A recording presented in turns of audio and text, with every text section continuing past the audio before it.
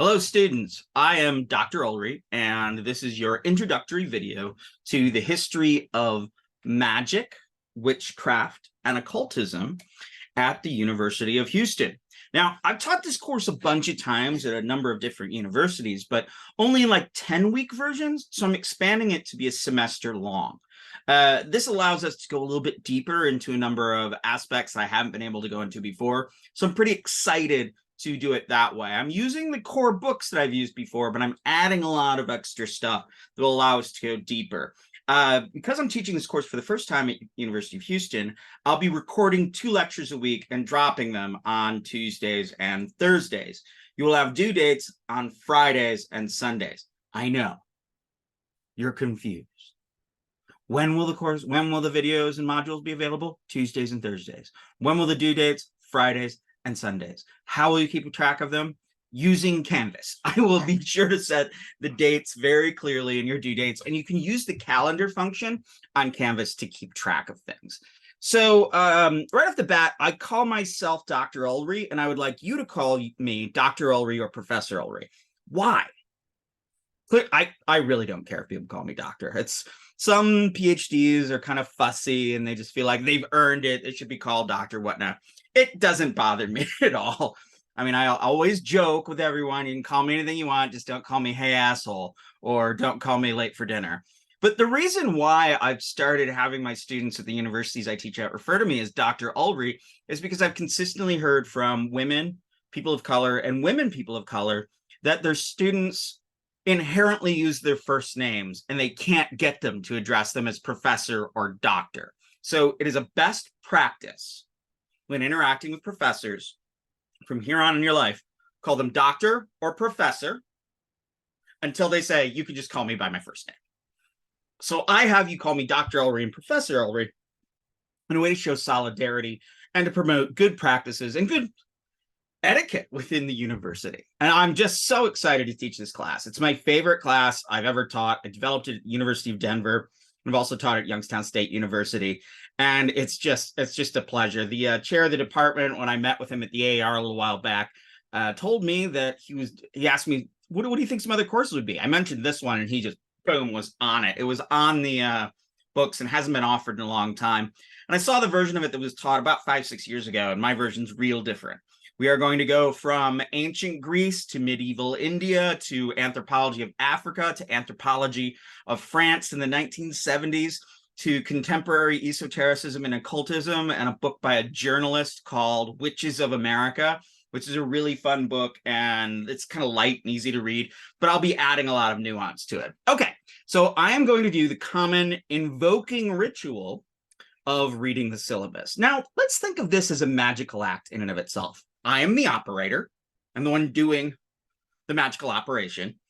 And I am setting my will according to this document. The document is like a promise between you and me. This is what we're going to do. We're going to agree upon doing it, and then we're going to make it happen. So what we're going to do is see at the end of the course if our objectives are met. But I'm going to cast a spell at the beginning of this course, a very basic spell that is reading the syllabus and invoking it for the sake of, may this come to pass, which is a type of spell. And we'll be talking about all types of spells and rituals. But without further ado, here comes the glorious syllabus. I'll try to make this fun. I'll tell little stories. And you're also getting a sense of what these videos are going to look like. There will be me in my crazy basement office doing a lot of this. I try to keep my energy up. I try to make it fun for everybody. All right, that was far too much rambling from the get-go. But let's get on to this magical act. All right, here's the ritual act that we do every day of sharing the screen on Zoom. And there it is. Okay, so what? History of magic, witchcraft, and occultism. We'll think that through very clearly. We'll think through all those 3 terms as we go. It's an asynchronous course. It'll meet twice a week. I mean, meet is loosely. Tuesday and Thursday, the modules will drop and you'll have assignments. If I'm teaching this class and I've taught it asynchronously before, I tend to drop everything on Sunday night. But there's just no way as I'm recording to go. I've tried. It just doesn't work out. I need the week and then the days in between to kind of focus my brain and get the lectures just right. My name is Aaron Michael Ullrey. There is my email address right there. That's how you should communicate with me. It will be remote, so you can schedule any type of appointment with me via Zoom, phone, or email. I try to be really fast on email. If I'm not traveling, you can expect an email within 24 hours usually. And I will try to accommodate your busy schedules. I understand that many of you have jobs and kids and lives and stuff. So I'm busy, you're busy. We will work to accommodate one another. If it comes to you need to meet with me, I will find a time and I'll make it work with you. I'd rather it not be 3 o'clock in the morning after you get off your second shift job. No, thank you. Okay, so contact me with email. I check email for a 1 hour period daily. Compose your emails in formal English and strive toward professionalism in all correspondence with me and other students. An undergraduate degree is an exercise in professionalization. So I have a friend that makes this great component when students are like, he makes this argument. Why are you forcing us to learn how to write? We can use Grammarly. We can do this. We can do that. We can find it on the internet. Well, writing has power and writing has value. And the thing is, writing is not like something that you do in just like a creative writing class. It's something that you constantly do. And these days we write more than ever with the amount that our world is in the digital realm. So my buddy, Dr. Purvis, always says, look, at some point you're going to have to write something that's going to have a real meaning. Like you're going to have to write a letter to the principal or to your school's teacher or a principal, making them honor an individual education protocol for a student. That's writing where you have to be forceful. You have to make a topic. You have to make an argument. You have to have supporting arguments as to why it's being met or why it's not being met and what interventions you want to make. And if you don't write that right, guess what? Your kid doesn't get accommodated. That's just one example of the high stakes world of writing, let alone writing cover letters for jobs. All right, description of the course. This is wordy, but a lot of my syllabuses are wordy. And the reason why they're wordy is because each kind of thing I talk about here comes out of a real world experience in the classroom and trying to address that. So what is this course we're doing? What is magic? Why are certain rites and beliefs considered magic or even magical? How does magic ritual differ from orthodox ritual? What does orthodox mean? Doxy, doxos means viewpoint, and ortho means straight, like orthodontist makes your teeth straight. So you have orthodox, correct, or straight thinking, and orthopraxis, or orthoprax, is practicing in a straight manner, in a correct manner. Who are the practitioners of magic? What is magic and what is sorcery? That's going to be a big fun thing. Do witches and sorcerers actively deploy magic? How do magic rites and rituals reflect and reify social categories, including gender, sexuality, and the body? Does magic work? I often say no. Does its effectiveness matter? I would also say no. Does magic require verifications of success or authenticity? I've been thinking about this a lot. Is magic found in the modern contemporary world? Yes. Magic is famously hard to define and often has negative implications due to the discourses of prohibition and exclusion, i.e. making magic illegal or immoral. But the term magic continues to fruitfully cluster ubiquitous practices outside religious and scholarly orthodoxy. I know, a lot of words. Well, all of this will be clear throughout the class, I promise. What do we make of sources that include magic instead of prohibit magic, that use magic or its equivalent as an emic or an identity marking term? What do you do when you find a group of people who say, I am a witch? Witchcraft is considered evil, let's say, within the confines of Christianity that doesn't define witchcraft very well. Well, now we have all sorts of people that run around and say they're a witch. Well, what do I do with that? Instead of studying magic as a bugaboo, as a thing to be avoided, how can we reach out to discover what magicians, people who do magic, actually think and do? Magic is often said to be the opposite of religion, but most religious lives consist of elements that might be defined as magic. Practices designated magic include pragmatic rites that cause effects ranging from love to murder, divination, astrology-based medicine, no, there's a great word for that, I just can't conjure it right now, conjuring and transacting with invisible creatures, creating power-bestowing diagrams, consecration of amulets, deploying and removing curses and disease, and weather control. Actually, there's a lot of great magic traditions out of Tibet on weather control, and specifically avoiding or repelling hailstorms or creating hailstorms that will destroy your enemy's crops.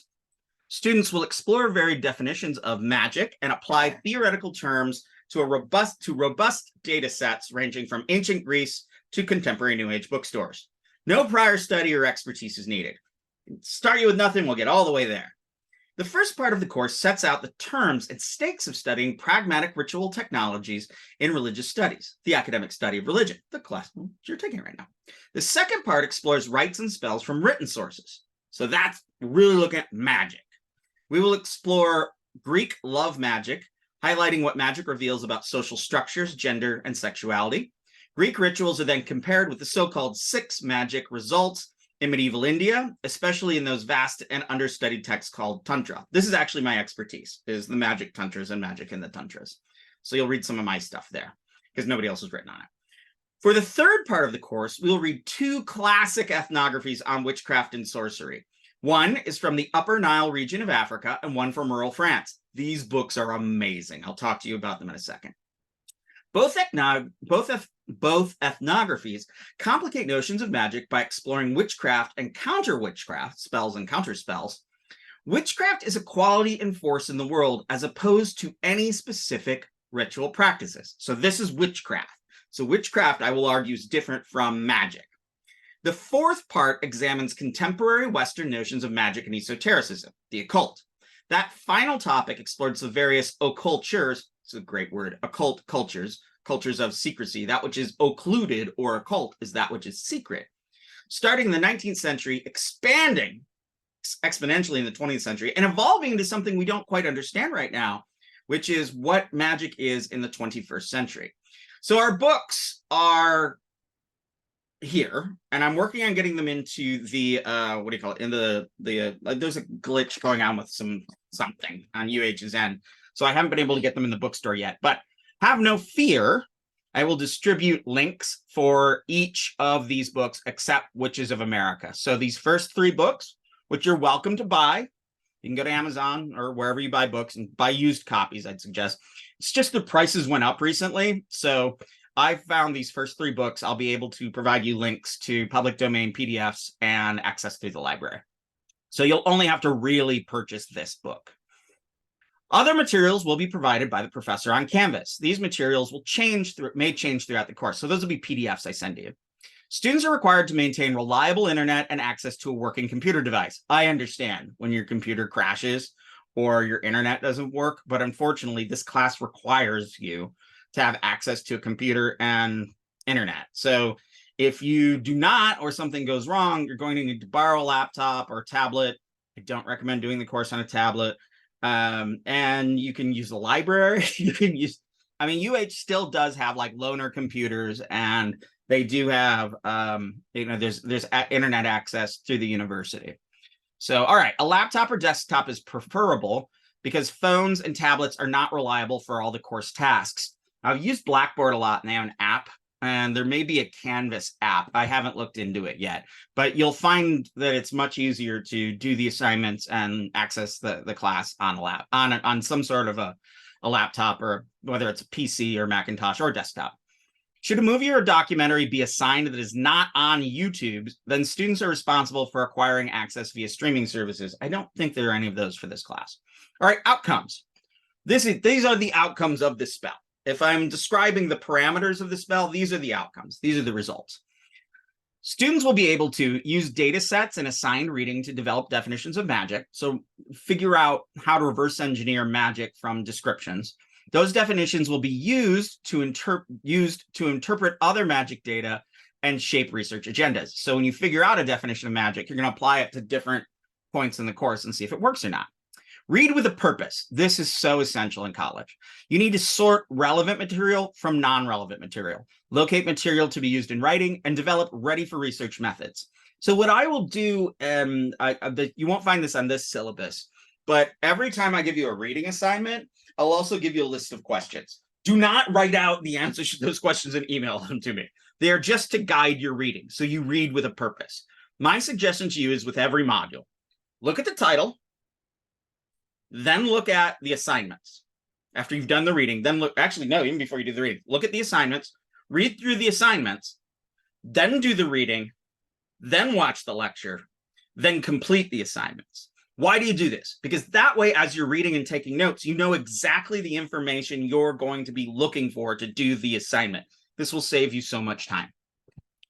Okay, develop a robust vocabulary, including sorcery, witchcraft, divination, execration, auspiciousness, consecration, and so forth. You're going to be able to roll off those definitions. But I don't want you to memorize my definitions. I want you to create your own definitions. Apply theories on magic to definitions of religion, ritual, and divinity. So this is going back and thinking about what you already know about religion and reinterpreting it based on what we've learned in this class. Apply theories on magic to definitions of religion, ritual, and divinity. I just said that. Contrast active magic rituals with passive magic of the witch. When we get to witchcraft, you'll see this. Witches don't always actually do spells. They're said to do spells, but it's almost thought to be like the witching power is like this inner thing that people do even without ritual, even without doing any types of rituals. We'll get to that. Okay, contrast emic written or scriptural discourse with Edic ethnography. Emic means insider or something the tradition would use in and of itself. And Edic ethnography means the writings describing something by scholars, an outsider take. Identify methodologies in diverse sources, including the classics, anthropology, and religious studies. Those are going to be our main disciplines we're going to engage here. Engage multiple disciplines in course discussions, research, and writing. Okay, this is the long part where I'm going to kind of talk about the work that you do. Now, I've experimented a lot with online asynchronous, and I have discovered that unless students have an assignment to do, they don't learn anything, and they don't retain anything. Really, the only way to have like proper learning in an asynchronous environment is for a student to see things a minimum of 3 times. You'll read the material, you'll watch the lecture, and then you apply it once or twice, ideally twice, but I'm trying to cut down on the amount of assignments in the course.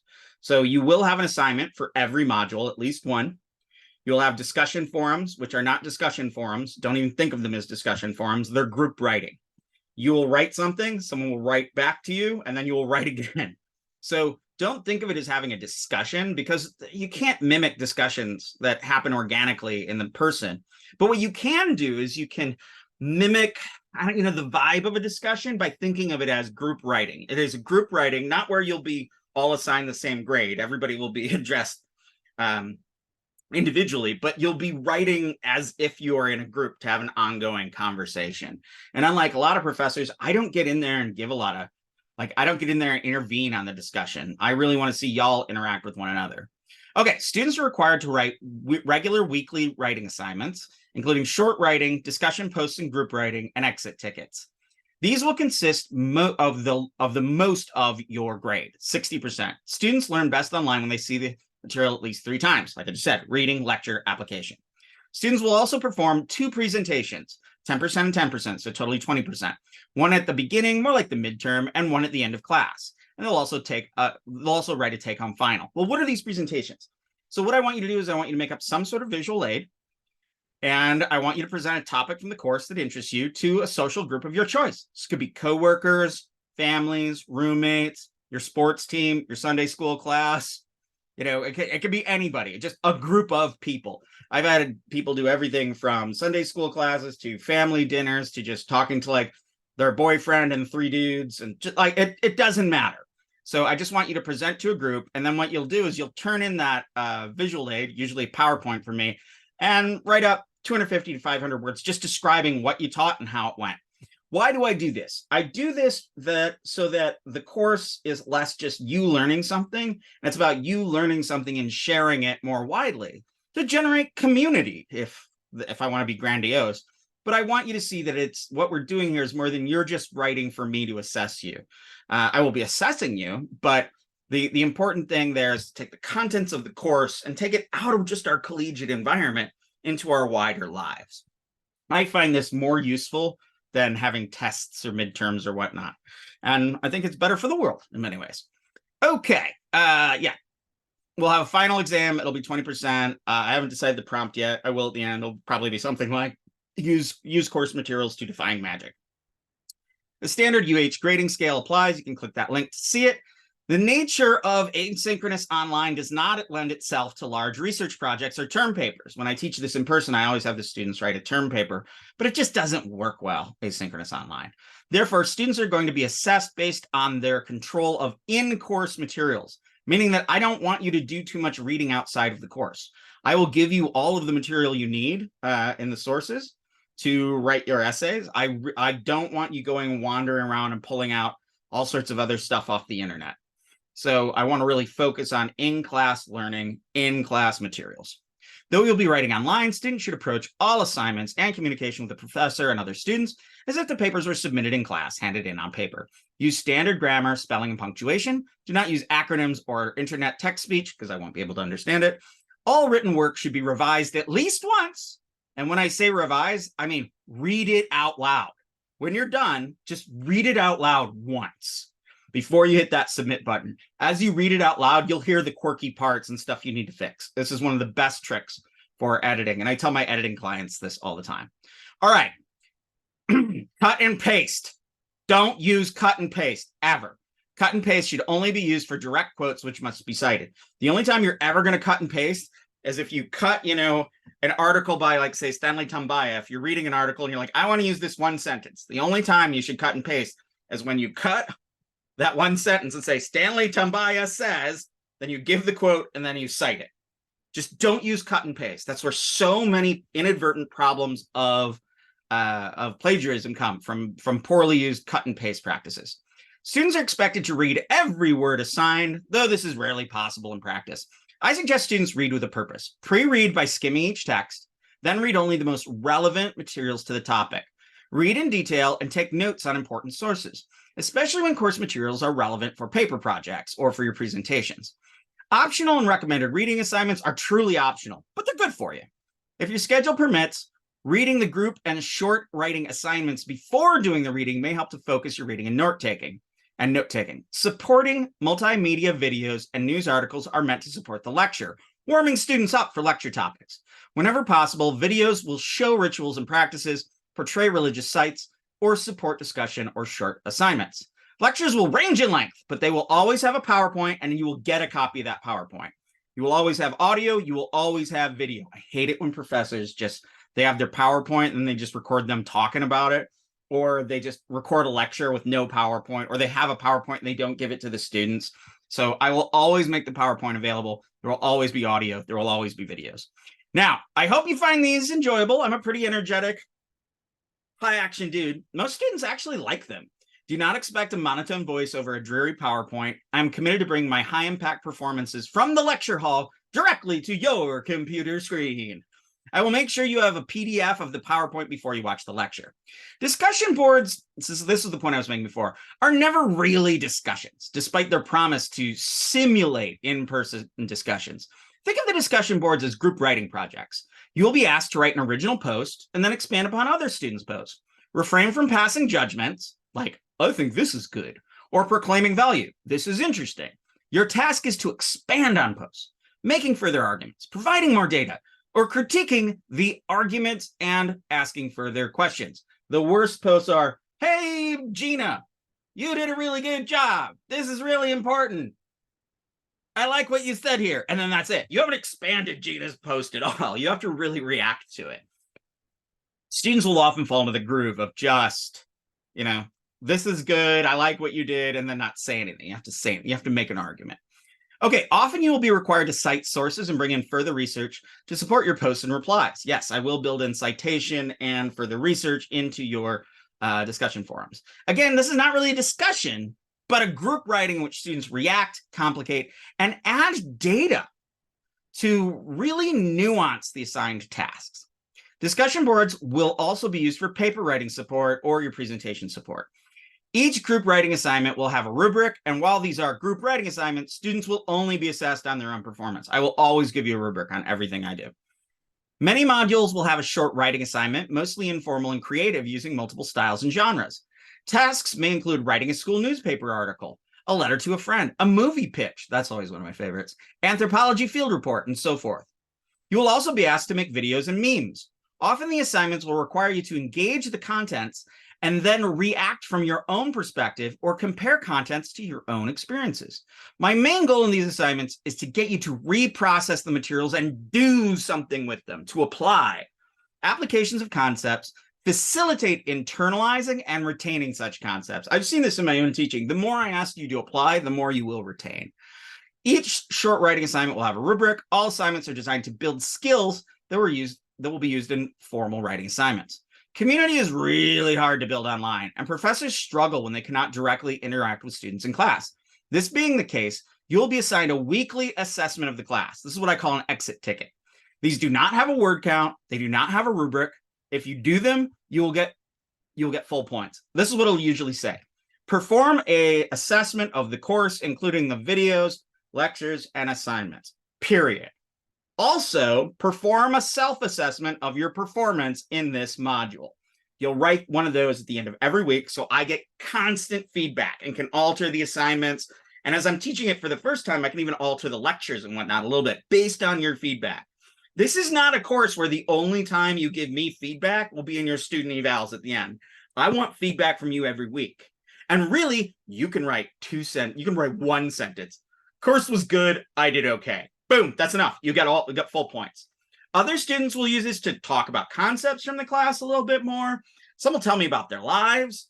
I mean, it's just, you have to see whatever way it's the most useful to you, but it's a way for you to really have once a week, at least a very short one-on-one conversation with me. And I tend to almost always give at least a little bit, at least a sentence of feedback to pretty much everything you'll write, unless I'm completely swamped. But you'll always get a rubric, and I'll almost always give you some written feedback as well. You can use the Writing Center. As you can see, the module tasks above cause students to process course materials. Oh, see, here's my argument again. 4 times. First reading, lecture, group writing, and short writing. Furthermore, there are lots of chances to acquire points, and I'm building in several extra credit options. I have never had a student who completed all the work and earned a poor grade. It's just not possible. If you just do all the work, you will die. I mean, if you just do all the work at a bare minimum, you got to see. If you do all the work and it's okie dokie, you'll get a B. So it's not hard to get a good grade in my class. We will address the use of AI and ChatGPT in the first weeks. I've got a great video on that for you. You may use these resources, but you have to always cite them. Like anytime you are using them, like even if you get an argument, if you're like, oh, let me see what underwear has, but people always worn underwear, and it says, oh, people wore underwear in ancient Greece. If you find that argument, you're going to have to cite ChatGPT. Just like if you dug it out of a book, it's another source, so you have to use it constantly. If you copy and paste, however, from there without citing, you will be plagiarized. The best way to avoid inadvertent plagiarism is to never use copy and paste. Just don't use it, and you'll save yourself trouble. If any part of your writing has used copy and paste, unless it is a direct quote with a citation of the source, then you must completely rework the passage into your own words and cite any ideas you have. Okay? All right, we'll talk more about this. Plagiarism. All assignments submitted must represent a student's own work. Plagiarism is a serious offense and will be dealt with accordingly. We'll talk more about this as we go. If you use the words or ideas of others without proper citation of your source, you may be suspended or expelled from the university. I take this very seriously, and if I suspect you have included any amount of material from uncredited sources, I will investigate vigorously. So I'll play this video for you.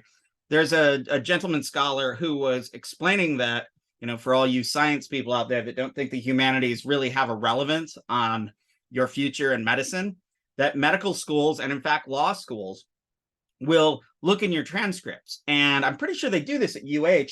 If I get an instance that you have plagiarized, I will go and make a note of it. And it will go on your transcript as like your first accusation. And if you have a second accusation, that will trigger a formal investigation from the university. And if you have either of those on your transcripts, your law schools and your medical schools will see them, and they will know what they mean. So you could not get into law or medical school because you used copy and paste, or because you decided to plagiarize. If you get caught and a professor really wants to take you down, your career could be ruined. And lots of professors are like that. Sometimes I am. Just don't do it. Do not copy and paste ever in any of your assignments.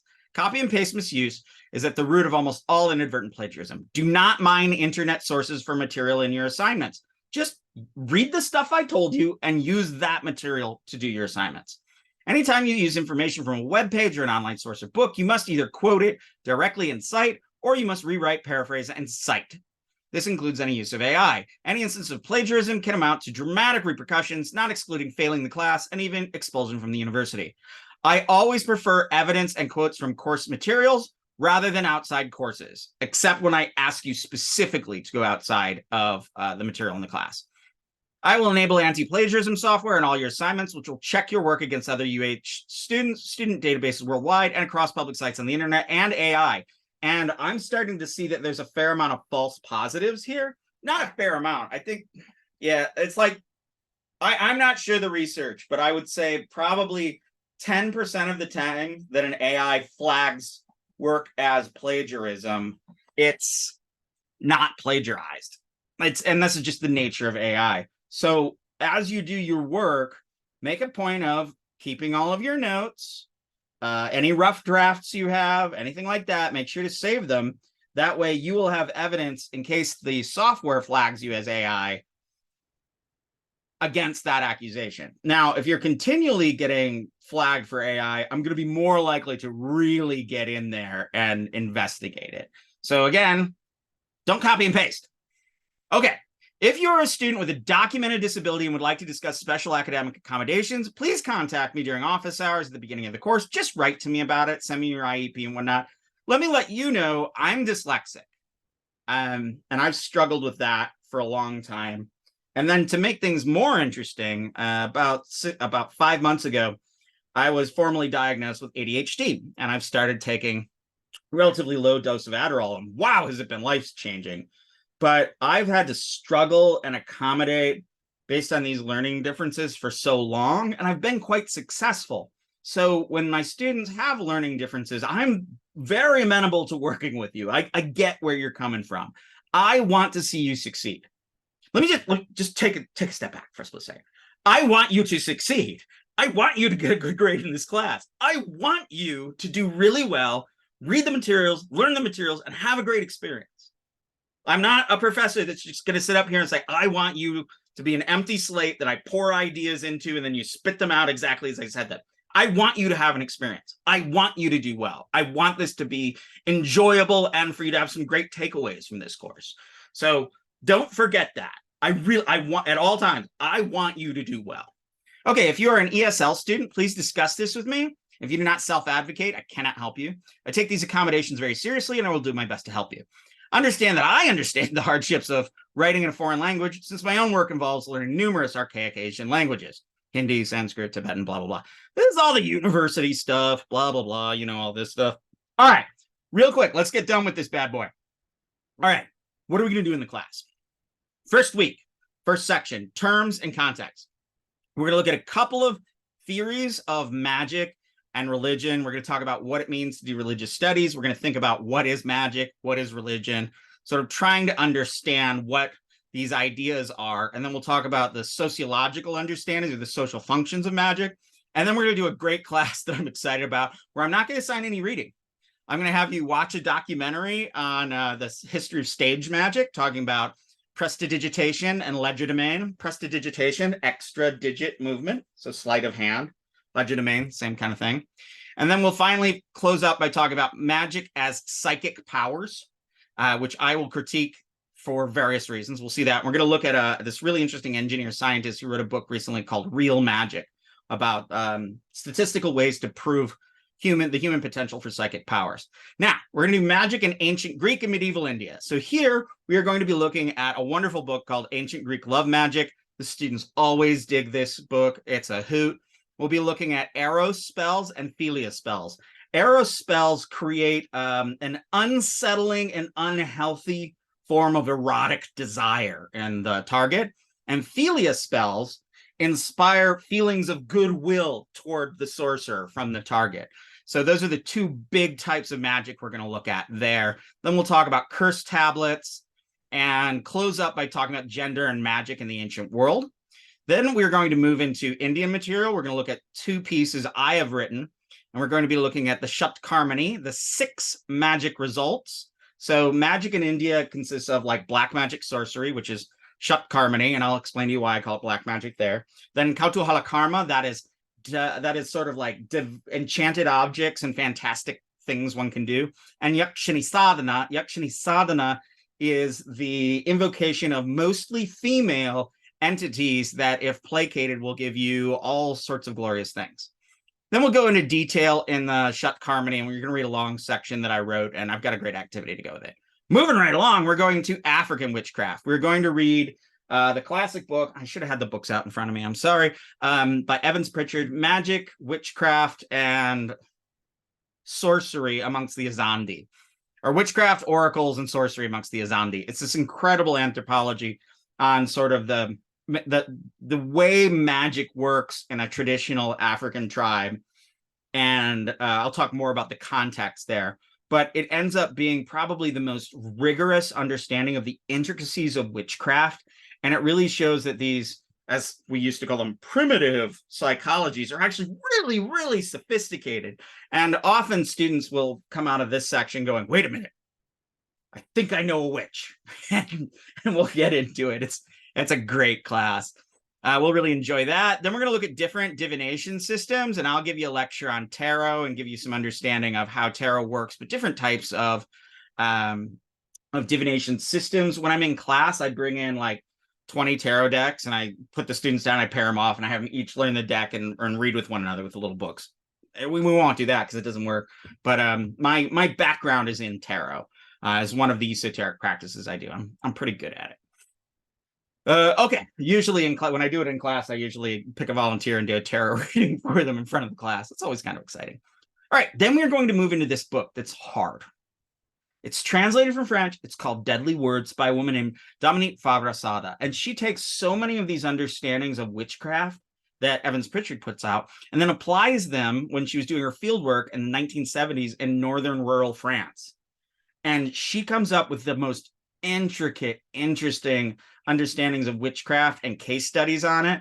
The exciting thing, or maybe the scary thing about her, is that as she was progressing in her research, she kind of got caught into the world of witchcraft to the point that she started having some really strange things happening to her, including a really odd car crash, and she had to run back to Paris for like 6 months just to get her head straight, and was like terrified to go back and finish her field research because she was so caught up in the world of witchery and anti-witchery. It's pretty exciting. Okay, so we're gonna do that. And then this is the section that gets it's a little loose because I'm expanding it right now. So this is modern and postmodern magic. We're going to read Alex Marr's book, what's it called? Witches of America. And then I'm going to add to that a whole bunch of stuff by contemporary thinkers in occultism and esotericism. We'll look at some Aleister Crowley. We'll look at Daniel Gunther, and we'll look at Lamilo Duquette. Then we'll probably look at the comic book folks, Alan Moore and Grant Morrison. I think it's important to do something on chaos magic, namely the work of Peter Carroll and his book, Liber Null. We'll also talk about this thing called sigils, which is a new style of magic that started in the 70s, in which you like write out the thing you want to happen, and then you manipulate it so it becomes a design that doesn't make any sense, and then you stare at it and charge it with some sort of energetic thing, and then forget about it, and supposedly stuff happens. We'll talk all about that. And in the end, there's going to be a final argument, and that's that magic is, I don't know, not necessarily good.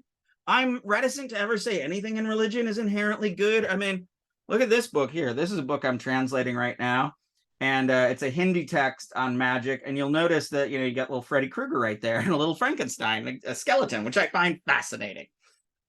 What is magic in the end? I mean, what is superstition? I always argue that superstition isn't superstitious. Superstitions are technologies, ritual technologies and ideas that help us make sense of a confusing world. What is magic? Magic is the direct intervention on the world using indirect means in order to cause a change in the self or the world. Crowley wrote that magic is the art and science of altering the world and the self according to one's will. So what is magic? It's very much lived religion. It's something that people actually do. Sure, you'll read stuff out of books, but every magic practitioner I've ever known does about half their stuff out of books and innovates on their own. And if we're lucky, I'll get some videos from some of these characters. So what is magic? It is something that doesn't need to be thrown away as being the opposite of science. What is magic? Is magic different from religion? I would say that a lot of things we do in religion are kind of magic. What is it when you pray, oh God, might I have a good test exam result? That sounds kind of magical to me.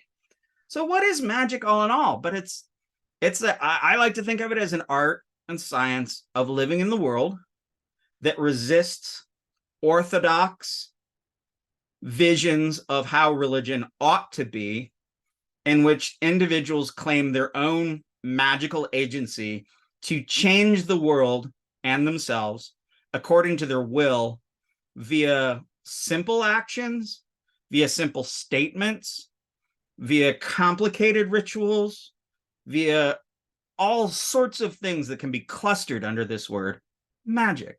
So, come on out. It's the Magical Mystery Tour. It's going to be a great semester. I'm looking forward to getting to know all y'all. Go Cougs. I'll see you soon. Bye-bye now.